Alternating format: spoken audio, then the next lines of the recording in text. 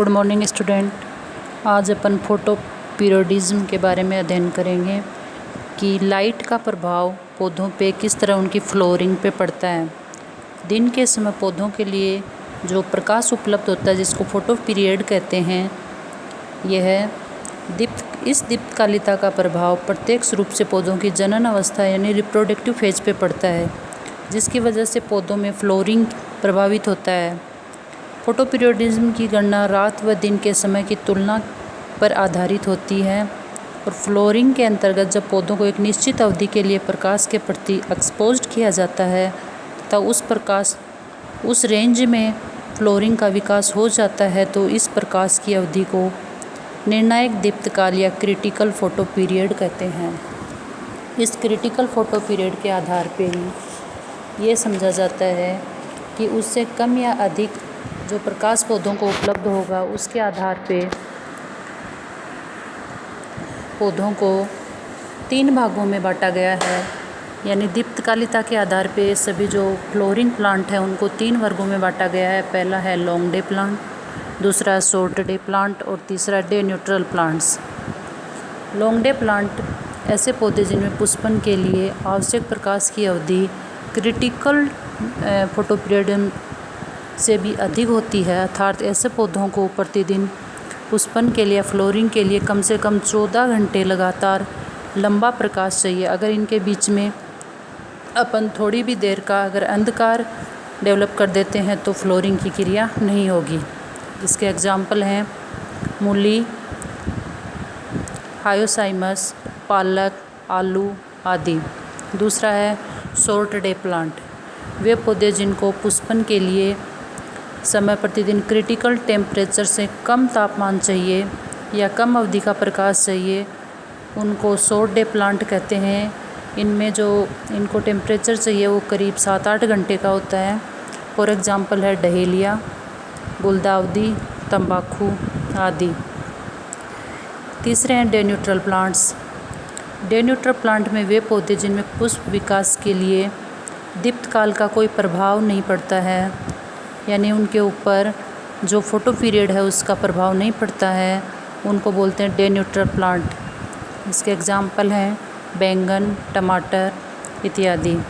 अर्थात दीप्तकालिता में पुष्पन के लिए दिन व रात दोनों में से रात्रि के समय की निरंतरता अप्रकाशीय अवधि अधिक महत्वपूर्ण मानी गई है।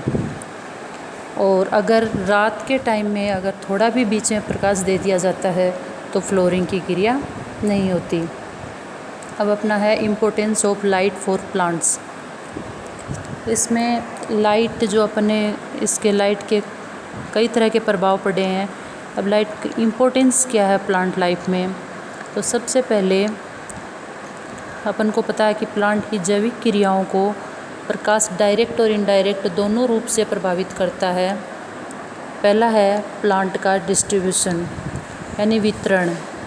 पौधों का वितरण जैसे आप लोगों को डायग्राम में बताया गया है कि भूमध्य रेखा पे प्रकाश की तीव्रता हमेशा ज़्यादा रहती है। जैसे अपन भूमध्य रेखा से ध्रुव की ओर चलते हैं तो प्रकाश की तीव्रता कम हो जाती है। अतः पौधों के वितरण पे भी वही प्रभाव पड़ता है। जहाँ प्रकाश की तीव्रता अधिक होगी वहाँ उष्णकटिबंधीय वन पाए जाएंगे, अलग तरह की वनस्पति होगी। जैसे जैसे ध्रुवों पे जाएंगे तो बीच में शीतोष्ण कटिबंधीय वन आएंगे, लेकिन ध्रुवों पे बहुत कम वनस्पति होगी और उसकी वो अलग तरह की होगी। अतः प्लांट डिस्ट्रीब्यूशन में प्रकाश की तीव्रता का बहुत प्रभाव पड़ता है। इसके साथ ही तापमान भी तीव्रता पे डिपेंड करता है। जैसे जहाँ पे तीव्रता ज़्यादा होगी वहाँ पे टेम्परेचर अधिक होगा और तापक्रम डायरेक्ट रूप से प्लांट लाइफ को प्रभावित करता है। दूसरा है इफ़ेक्ट ऑन ट्रांसपीरेशन को प्रभावित करता है, क्योंकि जैसे जैसे तीव्रता बढ़ती है ट्रांसपीरेशन रेट बढ़ जाती है। पौधों में प्रकाश के कारण स्टोमेटा ओपन हो जाते हैं, इसके कारण ट्रांसपीरेशन बढ़ जाता है। तीसरा है फोटोसिंथेसिस एंड क्लोरोफिल फॉर्मेशन। पौधों में जो प्रोटोक्लोरोफिल पाया जाता है वो लाइट की उपस्थिति में ही क्लोरोफिल में चेंज होता है, और अगर क्लोरोफिल नहीं होगा तो पौधे इट्यूलेशन में आ जाएंगे, अर्थात उनमें पर्णहरित के निर्माण नहीं होने से उनमें पांडुरता आ जाती है, वो पीले रंग के पड़ जाते हैं। कुछ प्लांट्स जैसे शैवाल, ब्रायोफाइटा, फर्न इत्यादि है, वो अंधेरे में भी क्लोरोफिल का संश्लेषण कर लेते हैं, लेकिन अधिकांश पौधों में जो क्लोरोफिल बनता है प्रोटोक्लोरोफिल से, वो लाइट की प्रेजेंस में ही बनता है। इसके अलावा फोटोफॉस्फोराइलेशन में भी प्रकाश की आवश्यकता होती है। प्रकाश का जो प्रकाशिक अपघटन, जल का जो प्रकाशिक अपघटन है वो प्रकाश की उपस्थिति में ही होता है, जिसमें फोटोफॉस्फोराइलेशन के द्वारा एटीपी का निर्माण होता है। अतः पौधों में फोटोसिंथेसिस एंड क्लोरोफिल फॉर्मेशन दोनों में ही लाइट की बहुत ज़्यादा इम्पोर्टेंस है। अगला है लीफ स्टोमेटा का क्लोज एंड ओपन होना, पर्णरंध्रों का खुलना और बंद होना। दिन के समय प्रकाश की उपस्थिति में प्राय पौधों में पर्णरंध्र खुले रहते हैं और रात्रि के समय प्रकाश की अनुपस्थिति में बंद हो जाते हैं। इस प्रकार प्रकाश की उपलब्धता के अनुसार पर्णरंध्रों का खुलना और बंद होना पौधों में वाष्पोत्सर्जन और फोटोसिंथेसिस की क्रियाओं को अत्यधिक प्रभावित करते हैं। अगला है रेस्पिरेशन, श्वसन क्रिया। श्वसन क्रिया अप्रत्यक्ष रूप से प्रकाश की उपस्थिति श्वसन क्रिया को प्रभावित करती है। जैसे प्रकाश की उपस्थिति में रेस्पिरेटरी सबस्ट्रेट जो यौगिक हैं उनकी मात्रा बढ़ जाती है, जिससे श्वसन क्रिया तेज हो जाती है। अगला है इफ़ेक्ट ऑन प्लांट ग्रोथ, यानी लाइट का उनकी प्लांट ग्रोथ पे भी इनडायरेक्ट प्रभाव पड़ता है, क्योंकि प्रकाश की उपस्थिति में फोटोसिंथेसिस होता है, भोज्य पदार्थों का निर्माण होता है, इससे प्लांट ग्रोथ अधिक होती है। और साथ ही लाइट के कारण ग्रोथ हार्मोन्स का निर्माण और उनका जो वितरण है वो प्रभावित होता है। फ्लोरिजन जो हार्मोन है जो इन पुष्पन में जो काम आएगा, हार्मोन फ्लोरिजेंस, उनका निर्माण और उनका वितरण भी इससे प्रभावित होता है लाइट से। इसके अलावा बीजों का अंकुरण भी प्रभावित होता है। पादप वृद्धि को ये इनडायरेक्ट रूप से प्रभावित करती है लाइट। अगला है प्लांट मूवमेंट एंड लाइट, यानी पौधों की गतियों पे प्रभाव।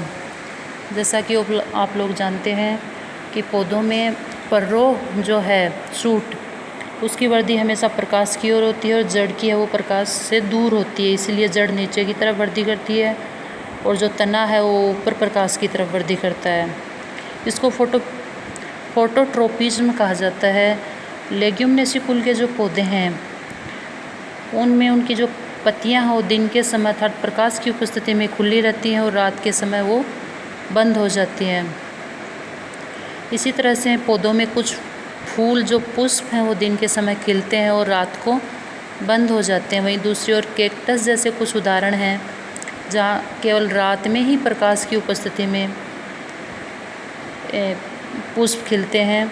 सूरजमुखी का जो पुष्प है वो प्रकाश की दिशा के अनुरूप ही अपनी स्थिति ग्रहण करता है, अर्थात जिस साइड से उसको प्रकाश मिलता है वो उधर ही उसका तना मुड़ के उसका फूल है वो खिलता है। अतः पादप गतियाँ स्पष्ट रूप से प्रकाश से प्रभावित होती हैं। नेक्स्ट है पौधों की बाह्य आकारिकी और आंतरिक संरचना पर प्रभाव, यानी effect on morphology and anatomy of plants. पौधों की मॉर्फोलॉजी और एनाटॉमी दोनों ही प्रकाश से प्रभावित होती हैं। जैसे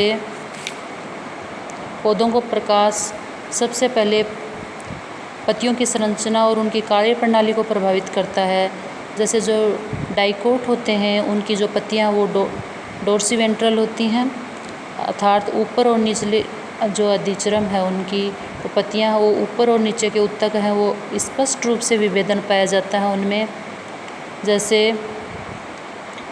ऊपर की ओर जहाँ सूर्य का प्रकाश अधिक पड़ता है और नीचे की ओर जहाँ सूर्य का प्रकाश कम पड़ता है, उस आधार पे पर्णमध्योतक है, यानी पत्ती की आंतरिक संरचना वो दो भागों में विभाजित होती है। पर्णमध्योतक में क्रमशः पेलिसेड उत्तक पाया जाता है और नीचे इसमें स्पंजी उत्तक पाया जाता है। दूसरा है इसके अंदर एक बीजपत्री पौधे। एक बीजपत्री पौधों में जो पत्तियां हैं वो आइसोबाइलेटरल प्रकार की होती हैं और इनमें स्पष्ट उत्तक विभेदन नहीं होता है। अतः दोनों सतह पर बराबर मात्रा में यहाँ पर प्रकाश पड़ने के कारण उत्तकों का विभेदन नहीं होता है। इसकी वजह से इनकी आंतरिक संरचना में पर्णमध्योतक एक ही प्रकार का होता है जिसमें कोई विभेदन नहीं पाया जाता। इसकी सभी कोशिकाएं समव्यास की होती हैं। अतः पौधों में लाइट का उनकी लाइफ में बहुत ज़्यादा इम्पोर्टेंस है। इसके अलावा अपन कुछ साइंटिस्ट जो हैं वो फोटो पीरियोडिज्म को अलग 5 भागों में भी डिवाइड करते हैं, जो मैंने आप लोगों को साथ में इसमें अटैच की है, एक पेज अटैच किया जिसमें आप लोग पढ़ सकते हैं। पर मेनली पौधों में फोटो पीरियोडिज्म के आधार पे 3 तरह के ही पौधे पाए गए हैं। Thank you.